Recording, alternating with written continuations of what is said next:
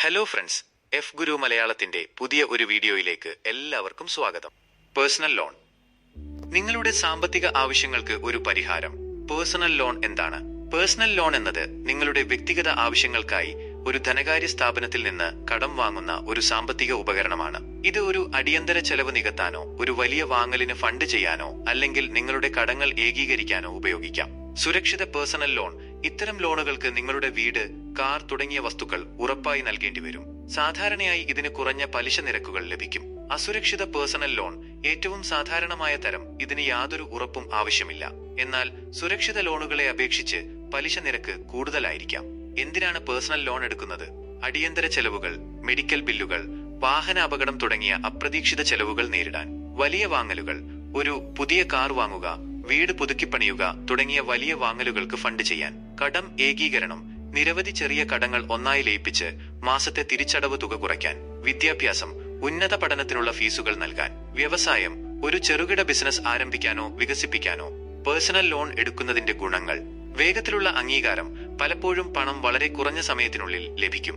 Flexible തിരിച്ചടവ് ഓപ്ഷനുകൾ, നിങ്ങളുടെ ബജറ്റിന് യോജിക്കുന്ന തിരിച്ചടവ് തുകയും കാലയളവും തിരഞ്ഞെടുക്കാം. വ്യക്തിഗത ആവശ്യങ്ങൾക്കുള്ള ഉപയോഗം: മെഡിക്കൽ ചെലവുകൾ, വീട് പുതുക്കിപ്പണിയൽ, വിദ്യാഭ്യാസം, അല്ലെങ്കിൽ ഒരു അവധികാല യാത്രയ്ക്ക് വേണ്ടി ഉപയോഗിക്കാം. നല്ല ക്രെഡിറ്റ് സ്കോർ മെച്ചപ്പെടുത്താനുള്ള അവസരം: സമയബന്ധിതമായി തിരിച്ചടവ് നടത്തുകയാണെങ്കിൽ നിങ്ങളുടെ ക്രെഡിറ്റ് സ്കോർ മെച്ചപ്പെടുത്താൻ സഹായിക്കും. പേഴ്സണൽ ലോൺ എടുക്കുന്നതിന്റെ ദോഷങ്ങൾ: ഉയർന്ന പലിശ നിരക്കുകൾ, പ്രത്യേകിച്ചും അസുരക്ഷിത വായ്പകൾക്ക്.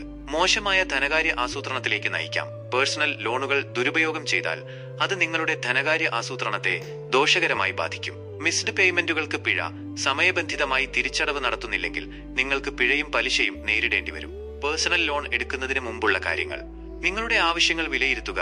നിങ്ങൾക്ക് ഈ ലോൺ എന്തിനാണ് വേണ്ടത് എന്ന് നിർണ്ണയിക്കുക. നിങ്ങളുടെ ബജറ്റ് പരിശോധിക്കുക. നിങ്ങൾക്ക് എത്ര തുക കടം വാങ്ങാൻ കഴിയും, നിങ്ങൾക്ക് എത്ര വേഗത്തിൽ തിരിച്ചടയ്ക്കാൻ കഴിയും എന്നത് വിലയിരുത്തുക. വിവിധ ലെൻഡർമാരെ താരതമ്യം ചെയ്യുക. പല ലെൻഡർമാരുടെയും പലിശ നിരക്കുകളും ഫീസുകളും താരതമ്യം ചെയ്യുക. നിങ്ങളുടെ ക്രെഡിറ്റ് സ്കോർ പരിശോധിക്കുക. നല്ല ക്രെഡിറ്റ് സ്കോർ ഉള്ളവർക്ക് കുറഞ്ഞ പലിശ നിരക്കുകൾ ലഭിക്കും. ലോൺ കരാർ വായിക്കുക. ലോൺ കരാർ ശ്രദ്ധാപൂർവം വായിക്കുക. നിബന്ധനകളും വ്യവസ്ഥകളും മനസ്സിലാക്കുക. പേഴ്സണൽ ലോൺ എടുക്കുന്നതിനുള്ള യോഗ്യത: വയസ്സ് സാധാരണയായി 18 വയസ്സോ അതിൽ കൂടുതലോ ആയിരിക്കണം. വരുമാനം സ്ഥിരമായ ഒരു വരുമാനം ഉണ്ടായിരിക്കണം. ക്രെഡിറ്റ് സ്കോർ: നല്ല ക്രെഡിറ്റ് സ്കോർ ഉള്ളവർക്ക് കുറഞ്ഞ പലിശ നിരക്കുകൾ ലഭിക്കും.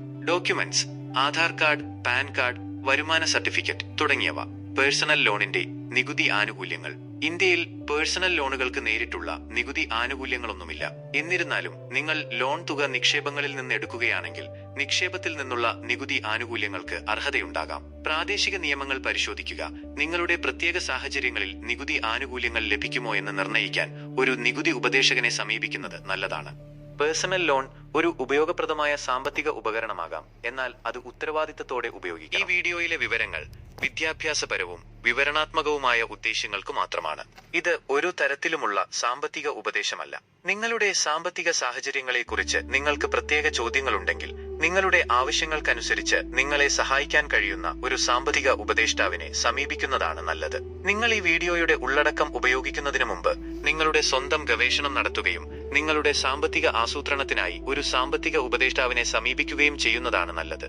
ഈ വീഡിയോ നിങ്ങൾക്ക് ഉപകാരപ്രദമായി തോന്നിയെങ്കിൽ ലൈക്ക് ചെയ്യുക, ഷെയർ ചെയ്യുക, ചാനൽ സബ്സ്ക്രൈബ് ചെയ്യുക. അടുത്ത വീഡിയോയിൽ കാണാം. നന്ദി.